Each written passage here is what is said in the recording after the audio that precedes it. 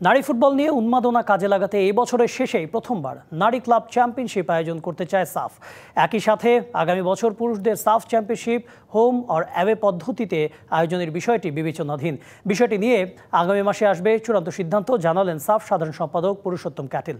ভারতের সাথে বাংলাদেশ ও পাকিস্তানের রাজনৈতিক দূরত্ব এতে প্রভাব ফেলবে না বলেও আশাবাদী তিনি। দক্ষিণ এশিয়ার নারী ফুটবলে নতুন মাত্রা যোগ করছে বাংলাদেশ। এই অঞ্চল থেকে প্রথমবার এএফসি এশিয়ান কাপে খেলতে যাচ্ছে লাল সবুজের বাঘিনীরা। ভারতও খেলবে অস্ট্রেলিয়ার মূল পর্বে। এই উন্মাদনা কাজে লাগিয়ে এবছরের শেষে নারী ক্লাব চ্যাম্পিয়নশিপ আয়োজন করতে চায় সাফ, জানিয়েছে দক্ষিণ এশিয়ার ফুটবল নিয়ন্ত্রক সংস্থাটির সাধারণ সম্পাদক। SAFF club championship that would be the first one. নারী ফুটবলের বিকাশে আমরা প্রথমবারের মতো ক্লাব চ্যাম্পিয়নশিপ আয়োজন করছি।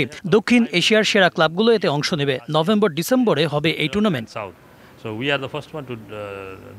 আগামী বছর পুরুষদের সাফ চ্যাম্পিয়নশিপ নিয়েও আসছে নতুনত্বের আভাস। এই টুর্নামেন্ট হবে হোম অর অ্যাওয়ে পদ্ধতিতে। আয়োজনের বিষয়টি এখনো বিবেচনাধীন। আমরা সাফে ভিন্নতা আনার চেষ্টা করছি। এবার সাফ হবে হোম অর অ্যাওয়ে ভিত্তিতে। পরিকল্পনা চলছে আয়োজনের। আগামী মাসেই হবে সাফের মিটিং। তবে সাম্প্রতিক সময় ভারতের সাথে বাংলাদেশ পাকিস্তানের রাজনৈতিক টানাপোড়েন ভাবাচ্ছেন সমর্থকদের, ইতিমধ্যে যার প্রভাব ফেলেছে ক্রিকেটে। ভারত পাকিস্তানের রাজনৈতিক টানাপোড়েন এই ফরম্যাটের পথে বাধা হতে পারে। বিষয়টি মাথায় রেখে ম্যাচগুলো নিরপেক্ষ ভেন্যুতে আয়োজনের পরিকল্পনা নিচ্ছে সাফ।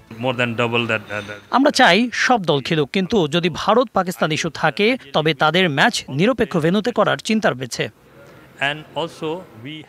Fardin Saju, DBC news, Dhaka.